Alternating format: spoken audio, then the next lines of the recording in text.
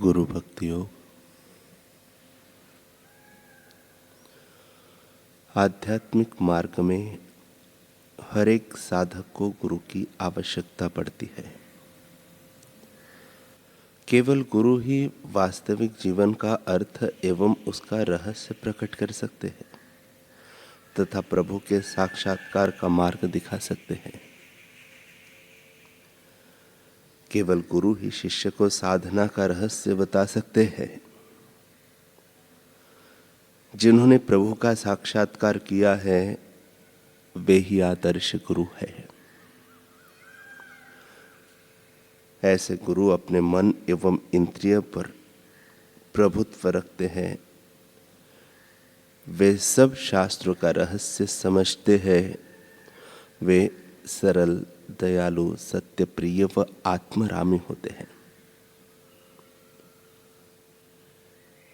शिष्य ने अगर पूर्व जन्म में शुभ कर्म किए होंगे, वर्तमान जीवन में भी अगर वह शुभ कर्म करता होगा, अगर वह सन्निष्ठ हृदय वाला तथा ईश्वर प्राप्ति की तड़प वाला होगा तो उसे सद्गुरु अवश्य प्राप्त होंगे। गुरु से पूरा लाभ उठाने के लिए उनके प्रति शिष्य में दृढ़ श्रद्धा एवं सच्ची भक्ति होनी चाहिए। शिष्य को गुरु के प्रति जितनी मात्रा में भक्तिभाव होगा उतनी मात्रा में उसे फल की प्राप्ति होगी। केवल आध्यात्मिक गुरु ही मार्ग दिखाकर शिष्य को प्रभु से मिला सकते हैं।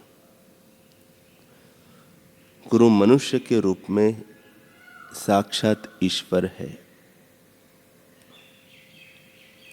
शिष्य को गुरु की आज्ञा का पालन अंतःकरण पूर्वक करना चाहिए।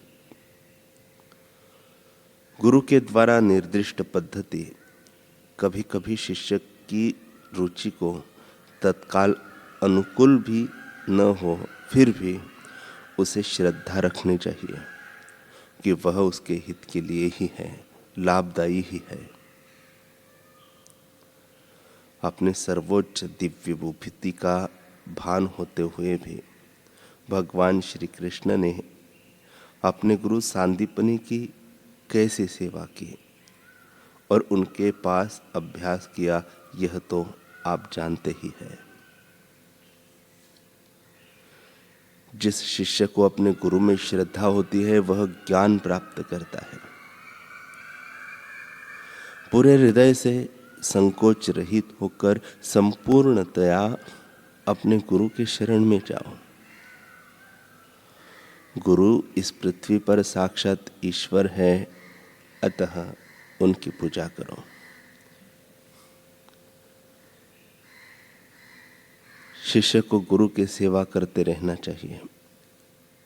जब उसका आत्मसमर्पण पूर्णतः हो जाएगा तब गुरु उसे सत्य का स्पष्ट दर्शन कराएंगे। गुरुदेव बताते हैं कि गुरु बनने से पहले गुरु के जीवन में भी कई उतार चढ़ाव आए होंगे, अनेक अनुकूलता प्रतिकूलता आई होंगी। उनको सहते हुए भी वे साधना में रत रहे और अंत में गुरु तत्व पाने में सफल हुए। वैसे ही हम भी उनके संकेतों को पाकर उनके आदर्शों पर चलने का, ईश्वर के रास्ते पर चलने का दृढ़ संकल्प करके तदनुसार आचरण करें।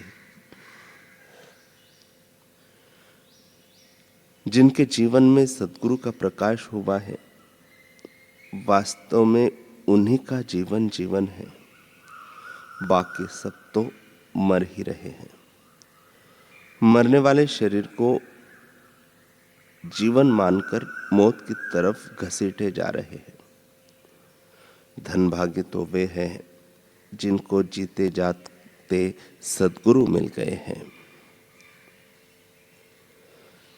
ऐसे शिष्यों के पास चाहे ऐहिक सुख सुविधा के ढेर हो चाहे अनेक प्रतिकूलताएं हो, फिर भी वे सदा मुस्कुराते हुए जीवन बिताते हैं, मुस्कुराते हुए ईश्वर के रास्ते जाते हैं।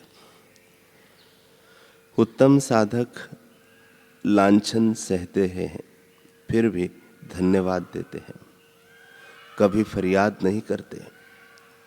मध्यम साधक फरियाद भी करते हैं और धन्यवाद भी देते हैं, और कनिष्ठ साधक तर्क कुतर्क करके गुरु को तौलते रहते हैं। कनिष्ठ व्यक्ति को, श्रद्धाहीन को तो गुरु एक मनुष्य दिखते हैं। भगवान की मूर्ति पत्थर दिखती है और तीर्थ जलाशय दिखते हैं, परंतु श्रद्धालु को जलाशय तीर्थरूप दिखता है। मूर्ति में भगवान दिखते हैं और गुरु साक्षात परब्रह्म परमात्मा दिखते हैं। गुरु और शिष्य के बीच जो दैवी संबंध होता है, उसे दुनियादार क्या जाने। सच्चे शिष्य सद्गुरु के चरणों में मिट जाते हैं, और सच्चे सद्गुरु निगाहों से ही शिष्य के हृदय में बरस जाते हैं। जिन कारणों से तुम्हारी साधना में रुकावटें आती हैं, जिन विकारों के कारण तुम गिरते हो, जिस चिंतन तथा कर्म से तुम्हारा पतन होता है, उनको दूर करने के लिए प्रातः काल सूर्योदय से पूर्व उठकर स्नान आदि से निवृत्त हो एवं पूर्वाभिमुख होकर आसन पर बैठ जाओ। अपने गुरुदेव का स्मरण करके उनसे स्नेहपूर्वक मन ही मन बातें करें। बाद में 10-15 गहरे श्वास ले और हरिओम का गुंजन करते हुए अपनी दुर्बलताओं को मानसिक रूप से सामने लाओ और ओमकार के पवित्र गदा से उन्हें कुचलते जाओ।